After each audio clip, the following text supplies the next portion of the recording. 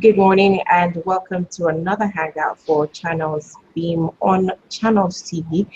This lovely morning, we're broadcasting from Lagos and we've got two lovely ladies on the hangout already. We're expecting some more, but I'll let them introduce themselves very quickly. The topic for the day is focus on women in technology.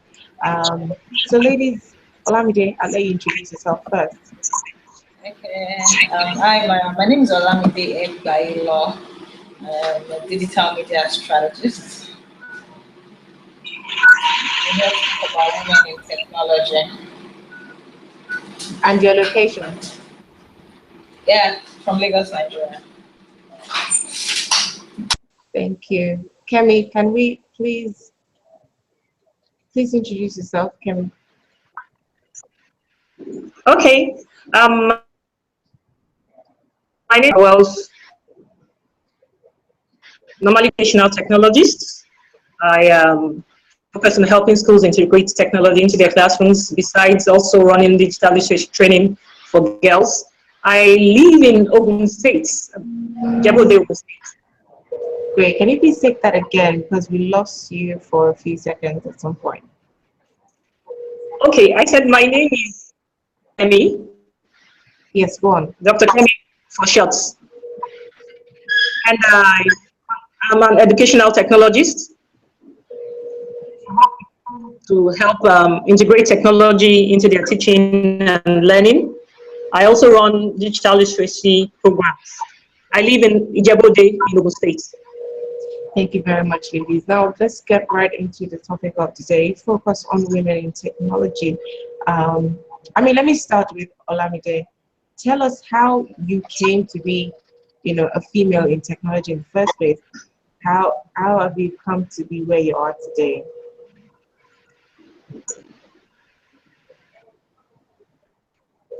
When I was young, I I had, I had an uncle who had a computer, and I would always play games. I was interested in, learning how the whole thing works. And I studied computer science in university. I thought it was going to be easy, but I didn't know it was all about mathematics. But after school, in school we didn't have the opportunity to just go to the computer lab and press computers. But after school, I dedicated about a year and a half to just learn. I was interested in technology, in computers, in mobile phones. So I invested 1.5 years after school to learn about technology, especially digital media. Then it wasn't called digital media. And I love phones. I'll buy a new phone every almost every 6 months or every year just to know what's new. I always wanted my computer to be updated and my apps. So I just developed interest. And then in coding, I was coding for a while before I diverted into developing content, for online use. So, it's been a wonderful journey. Thank you very much. Now, before we proceed, can you please lower your webcam so I can see more of your face? Okay.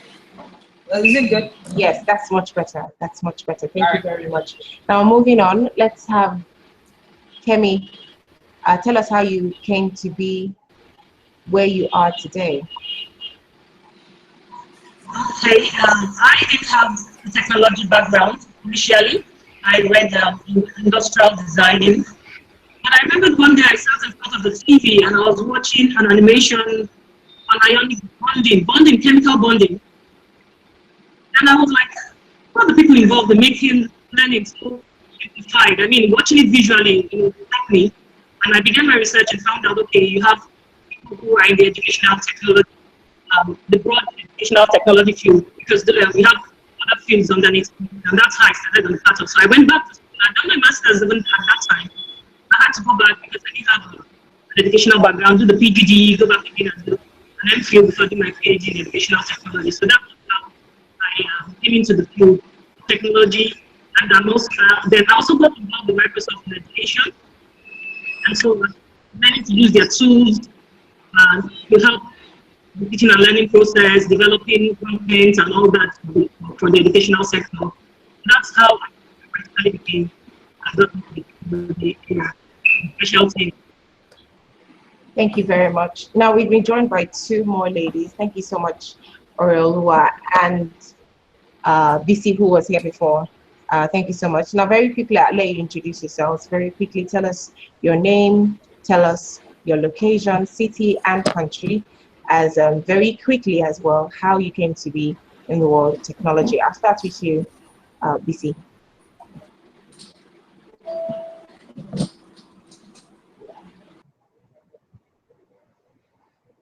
Hello, BC.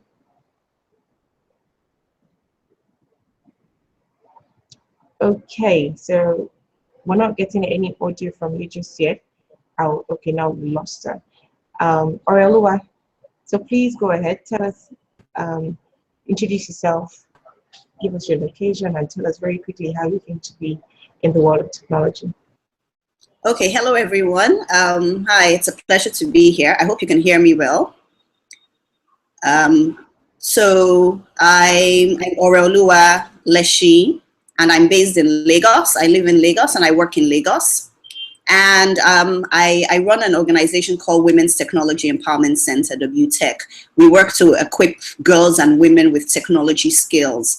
So I actually have an undergrad degree in economics. But before I started university, I went to a computer school. That was when I really learned how to use computers properly. Then I went on to university, studied economics, but I sustained my interest in technology.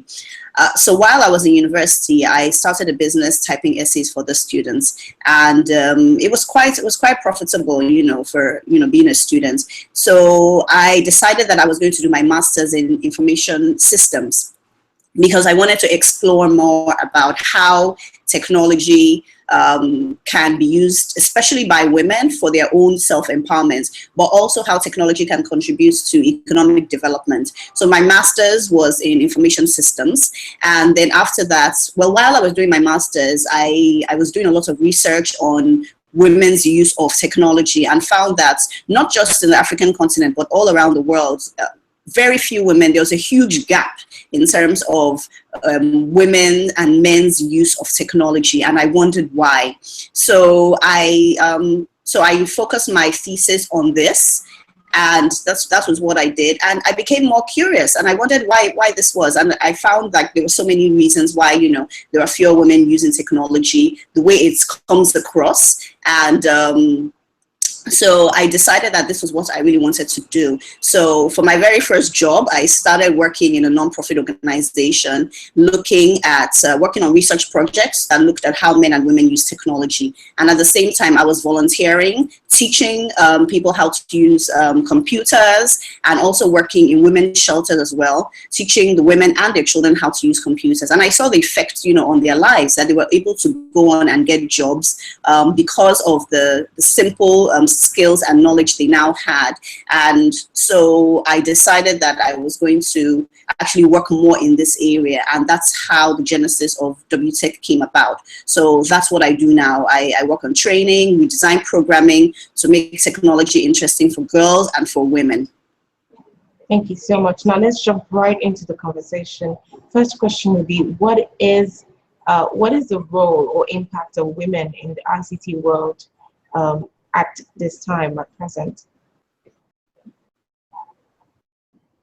Is that to me? Yes, please.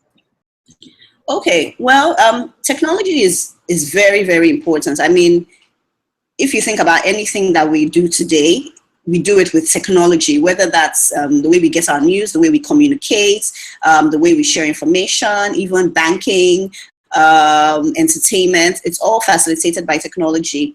And if women aren't a part of this, then in effect, they're really being left behind. So when we work with women, we encourage them to look at the things that they do. I think a lot of times people look at technology as this, complex thing, when really they provide tools for us to live our lives better and to be more efficient. So we tell women, okay, what's important to you? Is it health? Okay, you can use technology to get information about health. Or is it, education or career development? Or is it for your business? and then we demonstrate how they can use technology to run more efficient businesses. So technology really is life. It's intersects with every aspect of our lives. So there's no going away from it. And it provides many opportunities to work and live more efficiently than ever before. So it's very important that, you know, women are able to understand and use it very well. And then not just use it, also playing a part in creating technology as well. The more women there are who are actually part of development teams, the better tools will be developed, because they have the unique knowledge and experiences of what women's lives are. So they can actually bring that on board in the design process of new technologies. Awesome. Thank you very much. Now, before we go on, could you please step away just a little from the camera so I can see all of your face? I can see your face, but your hair is cut off. So yes, that is a lot better. A little more, just a little more. Okay. Yes, perfect. Thank you so much. Now, back to you, Olamide. Speaking of creating technology, you know, how well have women done?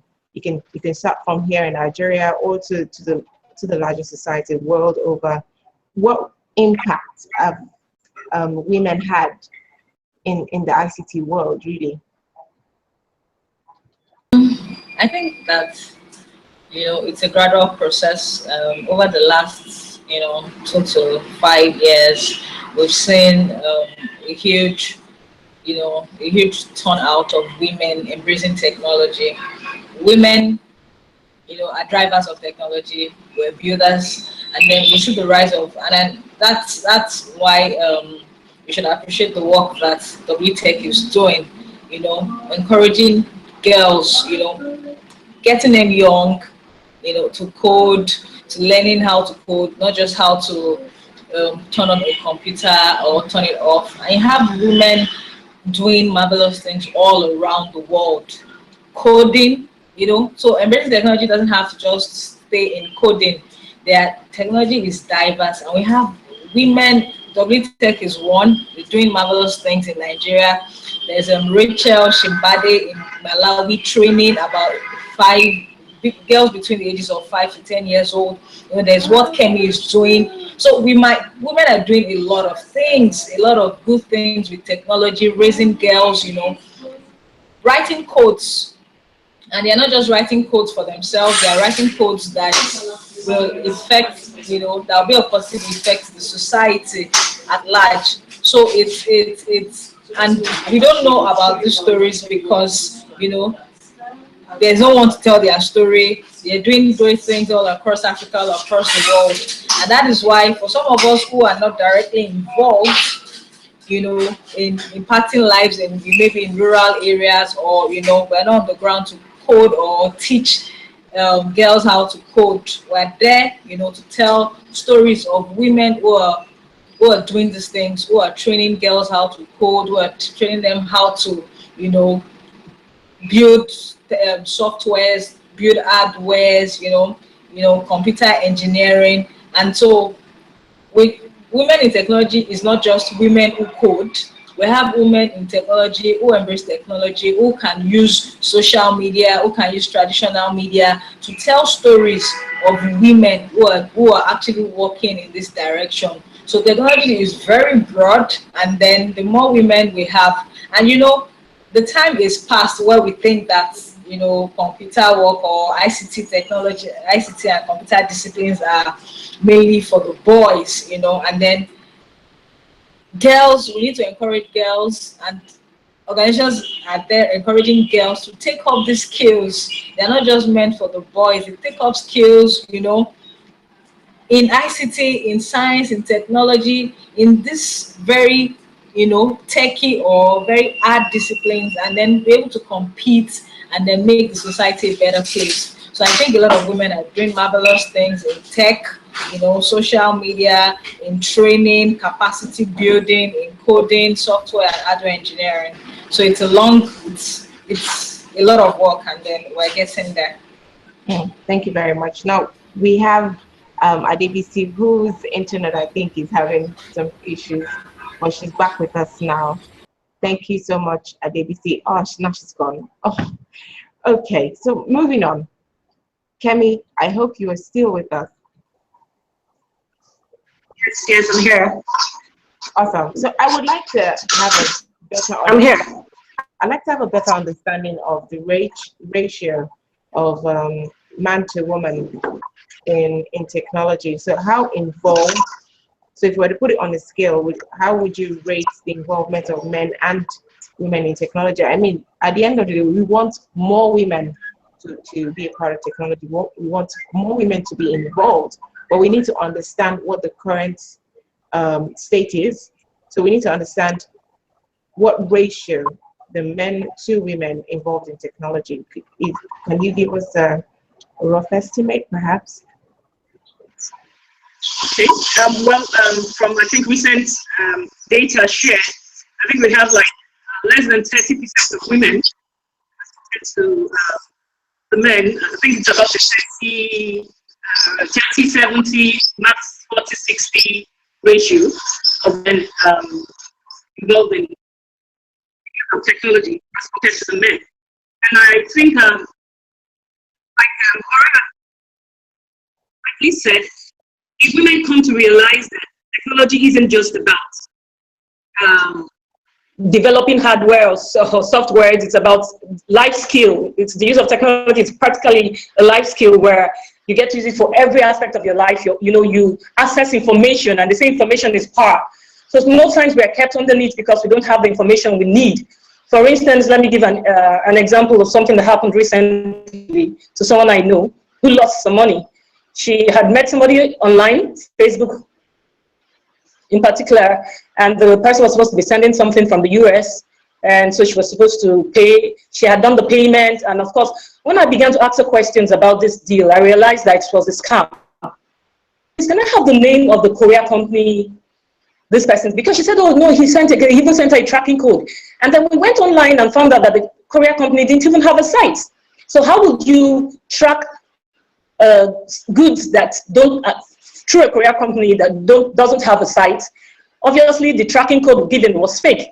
So little things like that, and it cost a lot of money. I mean, I felt so bad that if I'd asked her the right questions, because she told me about these things before she, that she was expecting this, I should have asked her the right questions. But I think I just assumed that it was a general knowledge that, oh, you should check things out and all that. So I think we need to give create room, environment for women to get more information concerning how they can actually harness the power of being tech savvy, not in the sense of maybe development or whatever, but actually the basics. Smart, how to live smart. Sometimes I have issues as a woman, even in my kitchen, and I'm picking my phone and I'm browsing. I know people have had this issue, and somebody has been good enough to put up information. How do you solve weevils in rice? How do you get your pots cleaned out? Basic information that would save you hours of pain, of loss. So we need to, personally for me, one of my, the conference that we had, the African Women in Tech, is to actually begin to work with younger girls, because I do digital literacy training, and digital literacy basically cuts across just the use of computers, internet safety, and all that. And I'm thinking, oh, I should begin to work with younger girls, because it becomes like a lifestyle. It's no more like a challenge or something new that, no, I'm already stocked up with work. You're talking about this again and all that. But I think with them, it will be easily ingrained in their system. But I think we need to organize more, create more environments for women to embrace these things much more easily and see the benefits of actually getting on board where technology is concerned. What really is stopping more women?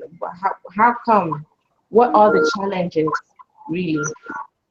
Well, I think first and foremost, what people associate, I think their perception, let me use the word perception, of what technology is all about. That's one challenge. And then two, I think the notion that it's a men's thing, which is common also in our society. And then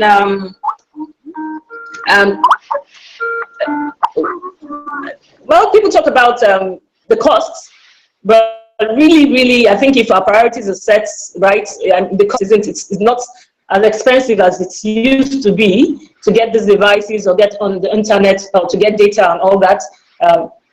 Then again, I think we just think of it's just something else. You know, it's one of these things you're adding on to what the load I already have. I'm a mother, I'm a career person, we are bringing something new to the table. So I think basically, I think the main point here, I would say, is the perception we have towards this use of technology. Thank you very much. Now, Elua, I'm coming to you now. Can you share with us what the challenges are for women already in technology? Okay, so like Kemi pointed out, it takes a lot to get women using and engaging with technology. But then once you actually have women who are working in technology, there are a lot of different issues. There's research that's done in the US, the UK, in some Western countries that shows that within 10 years of starting a technology career, a lot of women drop out.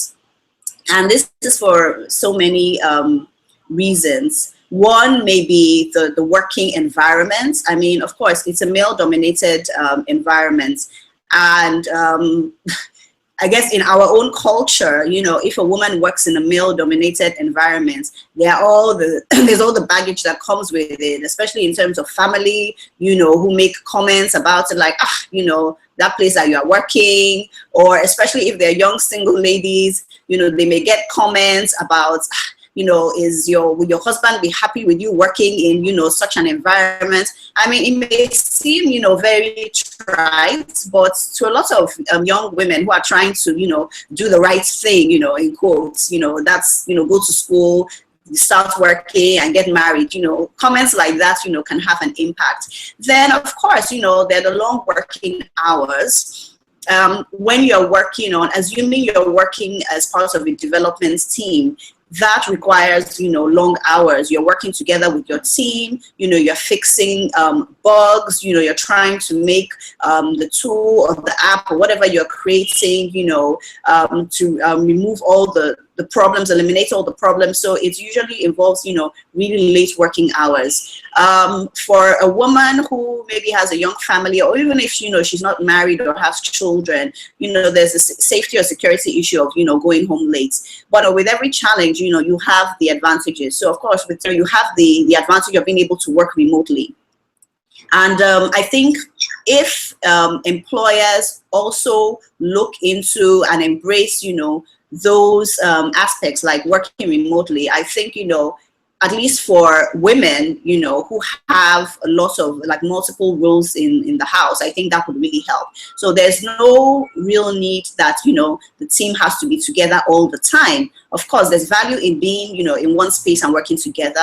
But then, you know, there's work that, you know, you can take home and then you can use, you know, email, all the tools, chat tools, you know, WhatsApp, Skype, Google Hangouts, you know, to communicate and keep working with the rest of your team. For some women, they are just not comfortable in the environment, or they feel that they're not being promoted, you know, because maybe they just focus on doing the work. One thing is that women need to be better at also promoting themselves and talking about the work they do. And some people would say maybe that comes more naturally to men than it does to women, that we just focus on doing a good job and, you know, it's going to be noticed. But when you're in an working environment where, you know, most of your colleagues, you know, are very comfortable talking about, you know, their achievements and the contributions they have made to the team, you know, you also have to be able to step up and do the same as well.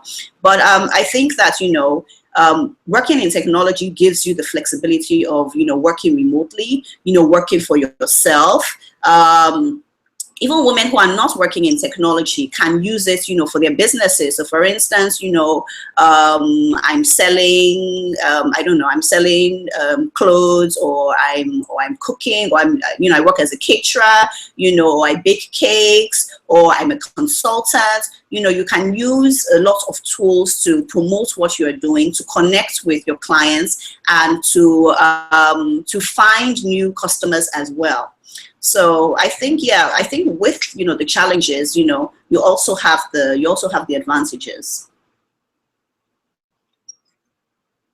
Thank you very much. Now, Olamide, is there anything you'd like to add briefly to that? Hello? Okay, looks like Olamide isn't here with us at this time.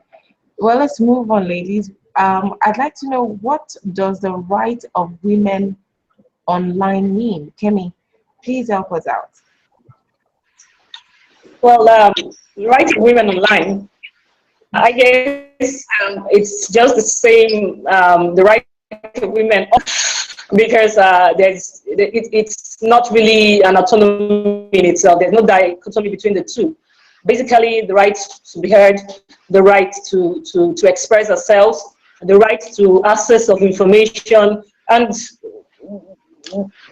the right to be basically the right to just be online like you would want to be, basically, and not be bullied out or be intimidated or whatever it is because you're female. To also use the online space like every other person is using it. So I guess basically that covers it all. Whatever you may think about, having the right to do the same and to be free self and be heard and seen online. I guess that's what women's rights online is. Olamide, I hope you're back with us now. Thank you very much, Kemi. I wonder if Olamide is with us now. Hello.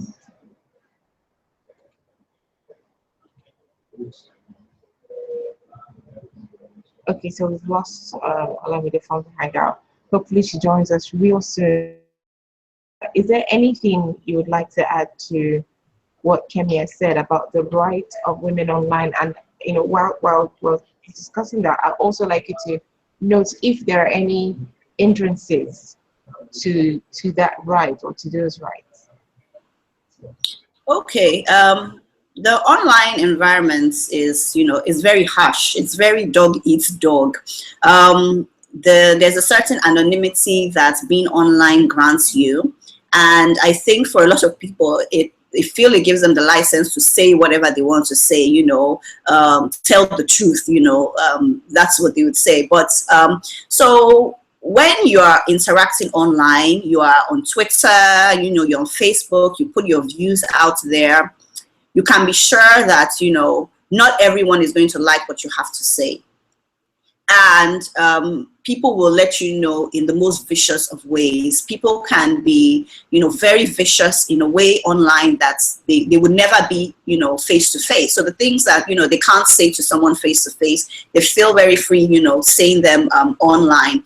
And I think, our society is, such that there's still a strong patriarchal system, and women who have very strong opinions and are not afraid to share them, will get a lot of backlash.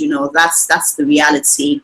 And it's the same, when you're online. So, I mean, I've seen discussions online that's quickly degenerated because a woman, stuck by her viewpoints and, articulated herself, very clearly and boldly.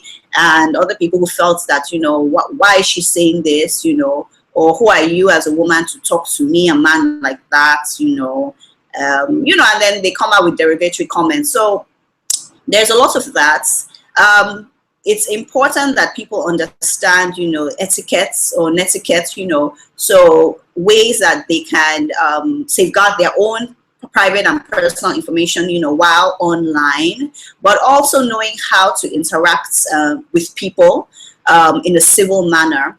I think for a lot of people who engage in a lot of fights online are people who have not understood that being online, should be an extension of your offline persona. But I think that, you just have to have a thick skin when you put out your views, as a woman or even as a man, to realize that people are going to come back at you, question you. Some people are going to be very harsh and brutal in their comments to you. And it's a tough place to be. It really, really is.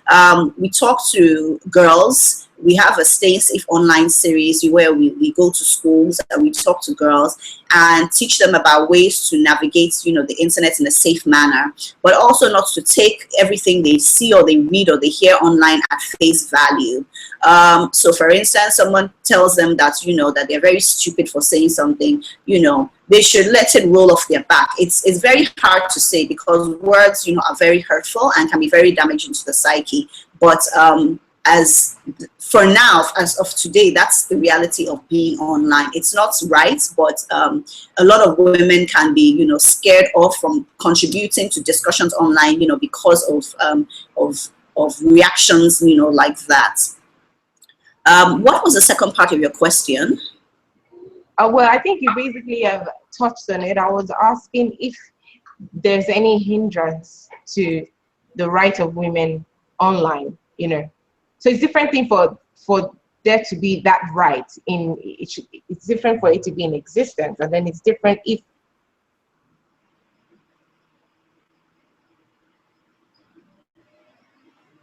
being enacted, so to speak. So I was asking if there's actually anything in particular that is stopping the right or hindering the right of women online. Okay. Yes. I think I covered it. Yes. Basically, the internet is a jungle, so women have to be prepared for that. Thank you very much, Olamide. Thank you so much for joining again. So we've been talking about the challenges of women online as well as the right and online. But very quickly, I mean, to just cap it up, basically we're saying from comments that Kemi and Elua have made, we're saying that cyberbullying discourages women from being a part of technology. Is it safe to say that?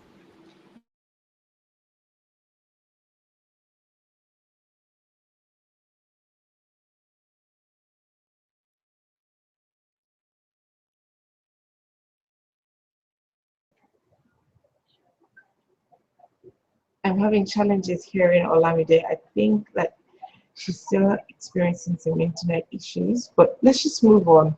Or let me just ask Elua the same question to state it clearly. Is it safe to say that cyberbullying discourages women from being a part of technology, being a part of creating it or using it? Okay, well, I think cyberbullying might discourage a lot of women from engaging online, from sharing their opinions, from having discussions. I think definitely, it would. It takes, women with very thick skins, to go out and still engage, with people and, boldly just, state their views or take a stand for the things they believe in online. I think, definitely, yes, it does discourage a lot of women. In terms of creating tools and, creating new technologies, I would say that a lot of women may not understand. Technology sometimes comes across as this very mysterious and complex thing. And a lot of women who don't engage with technology, it's because, they do have a fear and a lack of understanding of the value of technology and the usefulness to them. But I think, once they do, and they embrace it. I mean, women, naturally have very logical and analytical minds, and that's what you need to be able to use or even create technology successfully. So, for instance, the girls that we work with in our technology camps and after-school clubs, I mean, we come from an angle of what they're interested in, and then we say, oh, that you can actually create something that can address this problem. So one of the girls we worked with, earlier this year, came up with a mobile application to report rape and sexual assault cases, because that was something that was prevalent in their communities, and they knew a lot of girls and young women who had been sexually assaulted. So I think, when you come from an angle of, what is important, you know, to a woman or to a girl. It's easier, you know, to get them engaged in actually thinking about how technology can be a solution to that problem, and then how they can also play a role in creating the technology that can solve that problem. Thank you very much. Now let's talk about the future of technology in Africa and of course in Nigeria.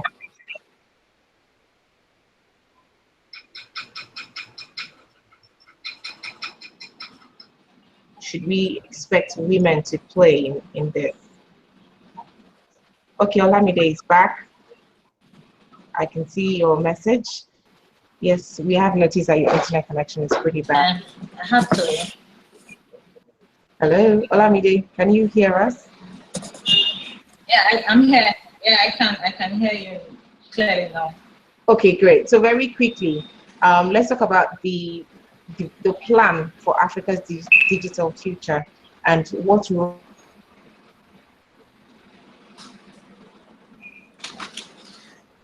Yeah, so can you hear me? Yes, go on. I seem to. Okay, Go so on. I think women have a role to play in technology in Nigeria, and really, I think one key point I got from the Tech Women Africa Summit in Ghana last week was that there is, no matter how much we try to, you know, push for women and girls in technology, we need to have policy. We need to have policy direction.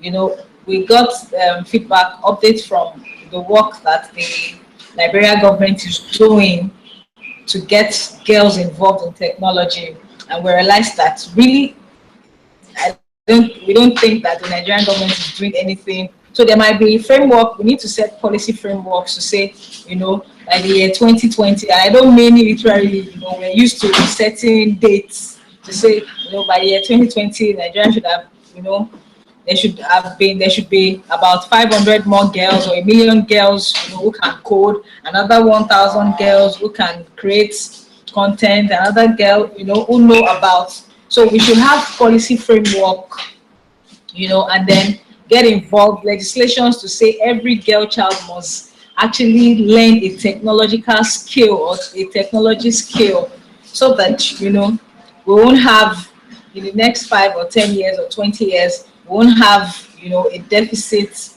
We have maybe like 10 million boys who can code, and then we don't have women who can code. There are skills that, like Ora said, there are digital jobs that women can do.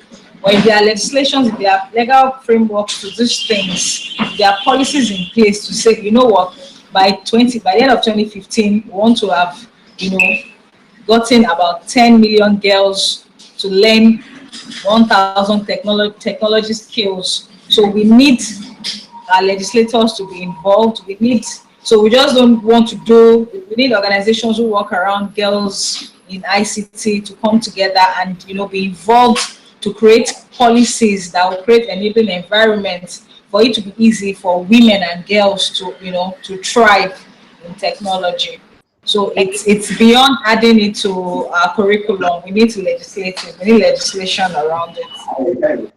Thank you very much, Olamide. Kemi, do you agree with Olamide's position about legislation? Do we need legislation for this?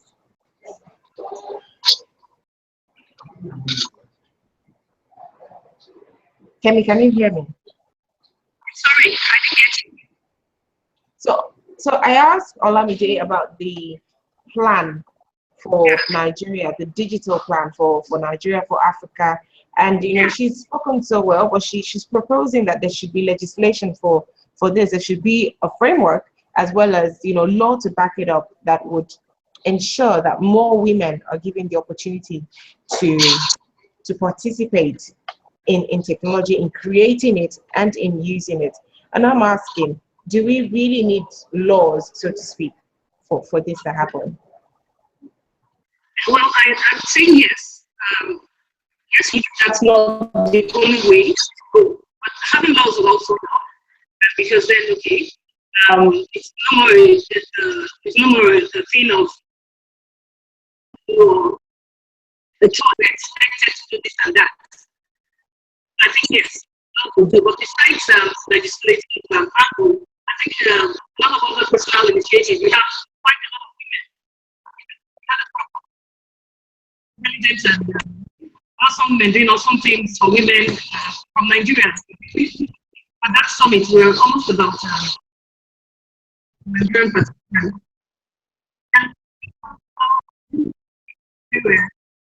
And impact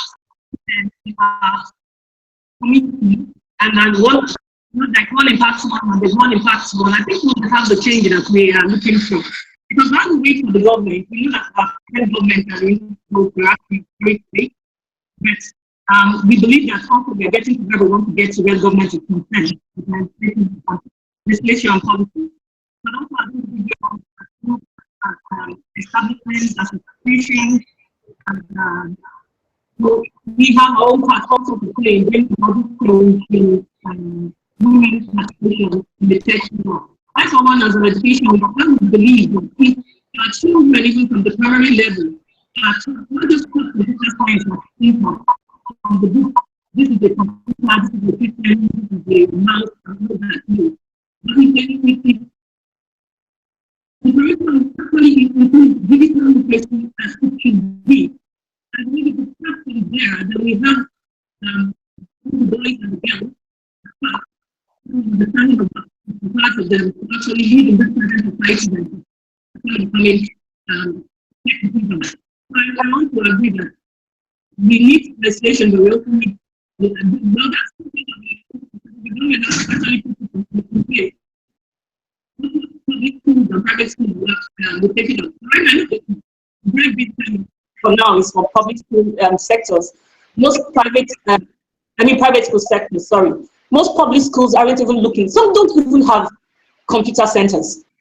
And some that have these ICT labs have them locked up for only inspections. So you don't even have the students engaging with this system. And we are supposed to be raising a crop of people who are entering a future that is very, very different from where we came from. So that's my concern.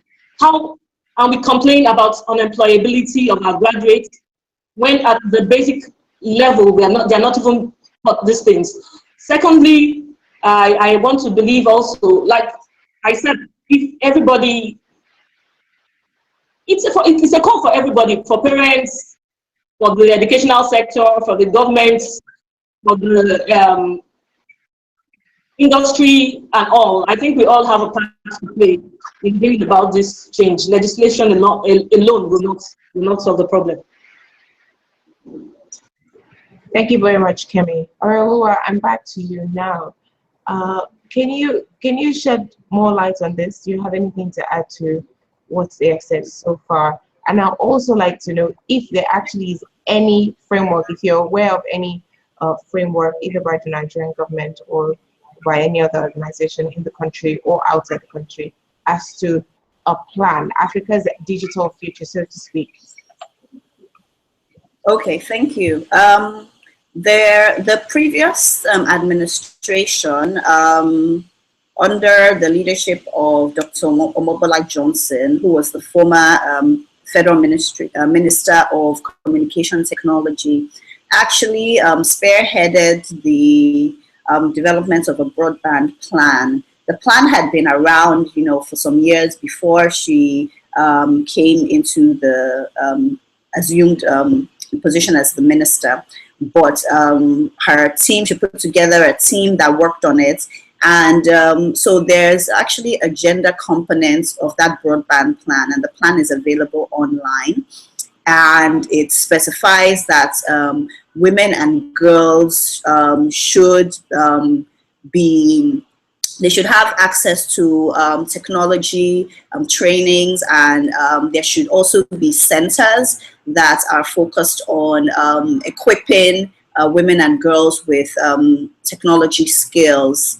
One thing that we got from the summit in Accra last week is that along with having these kinds of specifications, there should also be numbers as well. And Olamide had spoken about that, that numbers, there should be numbers to say, okay, how many girls and women, should be equipped with technology skills, should go through some kind of training, how many centers should be set up. So there is the broadband plan that speaks to that, and has the gender components, because the minister was very interested in getting more girls and women using and also creating technology. So her ministry had 3 key initiatives around that area. They set up a digital girls club, which was a club for secondary school girls where they would learn about different aspects of technology. Then they had another one called Smart Woman, which was an initiative where women could sign up for getting information about valuable things to do with things that were important to them. So be it health, education, family matters, they could subscribe to it and get it on their phones. And then the third one was 1,000 Women, that focused on young women about university age or recent graduates, and a private company would train these women in computer networking. And the best of the women would have the opportunity to go to China for further training and to get, automatic employments. So those were the initiatives that were set by, Dr. Omobola Johnson while she was Minister of Communication Technology. And like I said, we also have the broadband plan. We also have the Sustainable Development Goals, which has kind of is a progression from the Millennium Development Goals. And we have a goal as part of the SDGs that specify that the gender digital gap between men and women, needs to be closed. So we do have, those I guess, those policy documents. Now, a key thing is being able to translate the policy into actual day-to-day interventions. One key thing that came out, of the discussions from last week's summit was that, we citizens and we working in civil society and private companies, and individuals need to be better at engaging with the government. So, so there may be policy frameworks or documents there which are not necessarily being implemented because maybe the government of the day has, different concerns. So, so it's important for us. So, for instance, we working in WTech and the other civil society organizations and the people who are interested in closing the gender gap should take a look at the policy documents, see what it says, and now engage with the government. So maybe that's in form of writing letters or articles or trying to seek an audience with them to point out that, okay, the policy plan says this. We would like to know what's being done, and these are the things that we are doing, and we would like to see how we can support the implementation of these targets. Because at the end of the day, the government can't do it all, and they would need to work and support people who are already in the field doing it. So, I think, I think that's very important. We need to be able to advocate better. We need to be able to talk about things which are going on. And I think we also need to be able to work better together.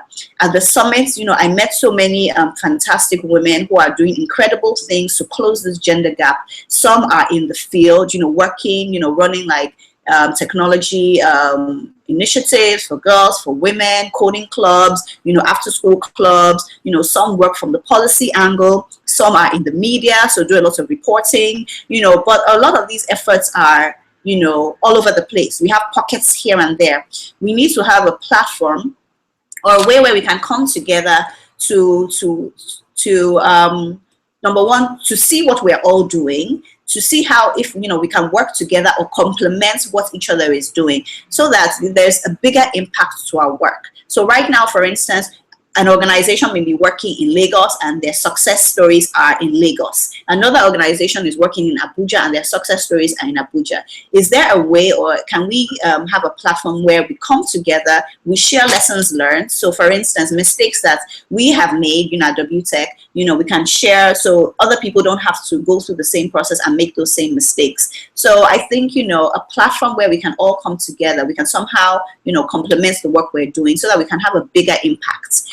Is important. Then we need to be able to engage with the government. We need to be able to engage with policy, see if there's relevant policy, and if the relevant policy isn't there, see how we can actually contribute it to make that policy sharper. That's important. Thank you very much, Elua. Now you seem to actually be the last person still on the hangout, but I think at this point we're going to call it a day, call the hangout a wrap. It's been pretty enlightening, and I'm sure that as many who have watched or watching right now and will watch eventually on our YouTube page will learn a lot more from this morning's discussion. Thank you so much, Elua, as well as Kemi and Olamide and BC, who unfortunately couldn't really participate on the hangout. Thank you so much, guys, and we wish you all the best. Thank you so much. Thank you for giving the platform to share our work and our experiences at the summit. Pleasure. Thank you so much, and have a lovely day. You too. Bye-bye. That brings the hangout to a close. Thank you so much for watching, and watch out for Channels Beam on Channels TV.